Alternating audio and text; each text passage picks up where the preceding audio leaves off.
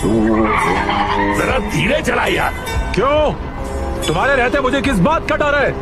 चोट लगेगी तो तुम ठीक कर दोगे, नशा ना उतरे तो तुम उतार दोगे। मैं तो चाहकर भी खुद को चोट नहीं पहुंचा सकता।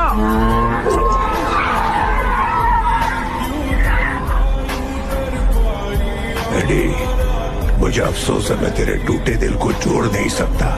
दिल का दर्द बहुत ज्यादा तकलीफ देता है, सच में बहुत तड़पाता है।